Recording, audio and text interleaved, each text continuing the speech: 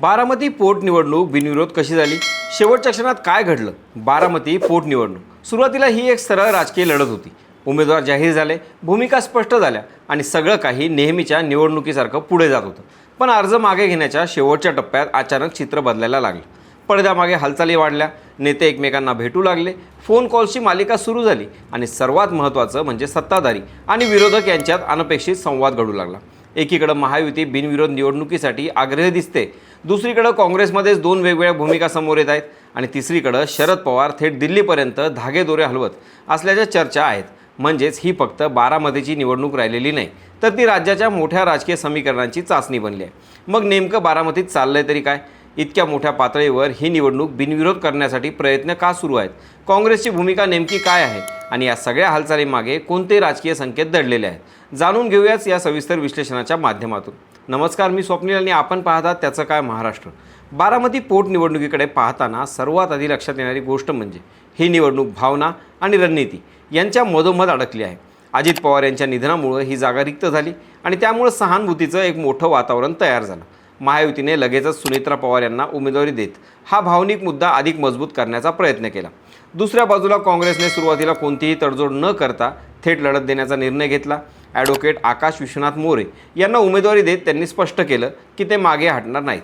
मात्र प्रचाराच्या सुरुवातीलाच आकाश मोरे यांनी एक मोठं आणि खळबळजनक विधान केलं. अजित पवार यांच्या विमान अपघाताची सखोल चौकशी होऊन गुन्हा दाखल झाला तर मी निवडणुकीतून माघार घेण्यास तयार आहे, असं त्यांनी जाहीर केलं. त्यामुळे ही निवडणूक केवळ राजकीय मर्यादेत न राहता भावनिक आणि संवेदनशील मुद्द्यांशी जोडली गेली. याच दरम्यान महायुतीकडून बारामती बिनविरोध करण्यासाठी जोरदार प्रयत्न सुरू झाले. कारण विरोधकांनी माघार घेतली तर तो एक प्रकारचा अप्रत्यक्ष पाठिंबा मानला जाऊ शकतो आणि त्यातून एक मोठा राजकीय संदेश जाऊ शकतो. राष्ट्रवादीच्या दोन्ही गटांकडून काँग्रेसशी संपर्क साधला गेला. सुनेत्रा पवार यांनी स्वतः फोन करून विनंती केल्याच्या चर्चा रंगल्या, तर सुप्रिया सुळे यांनीही सार्वजनिक आवाहन केलं. म्हणजेच हा प्रयत्न केवळ राजकीय नव्हता, तर एक कलेक्टिव्ह प्रेशर तयार करण्याचा प्रयत्न होता. दरम्यान काँग्रेसमध्ये मात्र वेगळी स्थिती पाहायला मिळाली.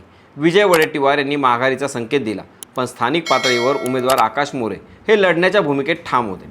त्यामुळे काँग्रेसमधील अंतर्गत मतभेद उघडपणे समोर आले. एकीकडे राष्ट्रीय नेतृत्वाचा दबाव, दुसरीकडे स्थानिक कार्यकर्त्यांची अपेक्षा आणि तिसरीकडे विरोधकांकडून येणारा दबाव, या तिन्ही आघाड्यांवर काँग्रेस अडकलेली दिसत होती. आणि या सगळ्या घडामोडींमध्ये सर्वात निर्णायक टप्पा ठरला तो म्हणजे मुख्यमंत्री देवेंद्र फडणवीस यांनी काँग्रेस प्रदेशाध्यक्ष हर्षवर्धन सपकाळ यांच्याशी साधलेला थेट संपर्क. या चर्चेनंतरच परिस्थितीला अचानक वेग आला. पक्षांतर्गत चर्चा पुढे वेगाने सरकल्या आणि अखेर काँग्रेसनं माघार घेण्याचा निर्णय घेतला.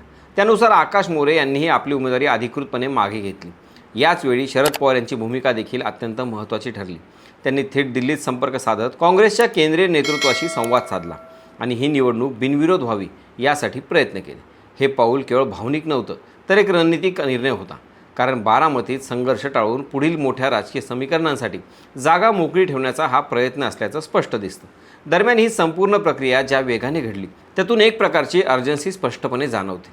अर्ज मागे घेण्याच्या शेवटच्या टप्प्यात अचानक गती वाढली. भेटीगाठी, फोन कॉल्स, दिल्लीपर्यंत संपर्क, सगळं काही एकाच वेळी सुरू झालं आणि याच शेवटच्या क्षणी निर्णय घडून आणण्यात आला. म्हणजेच इथे स्पष्टपणे लास्ट मिनिट पॉलिटिकल इंजिनिअरिंग पाहायला मिळतं. आता काँग्रेसच्या माघारीनंतर महायुतीसाठी हा केवळ एक निवडणूक विजय नाही, तर एक मोठा नैतिक आणि राजकीय विजय ठरतो. देवेंद्र फडणवीस यांची मध्यस्थी करणारा नेता म्हणून प्रतिमा अधिक मजबूत झाली आहे आणि त्याचवेळी बारामतीवर पवार कुटुंबाचा प्रभाव अजूनही कायम असल्याचा संदेश पुन्हा एकदा गेला. पण या सगळ्यात एक महत्त्वाचा मुद्दा अजूनही उरतो, स्थानिक जनतेचा मूड. वरच्या स्तरावर कितीही निर्णय घेतले तरी तळागाळातील कार्यकर्ते आणि मतदार या निर्णयाकडे कसं पाहतात हे देखील तितकंच महत्त्वाचं ठरतं. तर बारामतीत सध्या जे काही घडलं ते केवळ एक निवडणूक नाही, तर एक मोठा राजकीय प्रयोग ठरला आहे. संवाद, दबाव, भावना आणि रणनीती हे सगळं एकाच वेळी इथे काम करताना दिसलं. शेवटच्या क्षणी घेतलेला निर्णय आणि अचानक बदललेलं राजकीय चित्र हे सगळं पुढच्या अनेक समीकरणांना दिशा देणार आहे. आता बारामती बिनविरोध झाली असली तरी त्याचे पडसाद इथंच थांबणार नाहीत. ते राज्याच्या राजकारणात पुढे कसे उमटतात हे पाहणं अधिक महत्त्वाचं ठरणार आहे. कारण बारामतीतील ही एक चाल पुढच्या अनेक राजकीय चाली ठरवू शकते. तुम्हाला काय वाटतं? काँग्रेसनं शेवटपर्यंत लढायला हवं होतं का? कमेंटमध्ये नक्की सांगा. बाकी राजकारणाच्या आखाड्यात आपली नजर कायम असणारच आहे. तेव्हा कुठेही जाऊ नका, पाहत राहा, सबस्क्राईब करा. त्याचं काय महाराष्ट्र.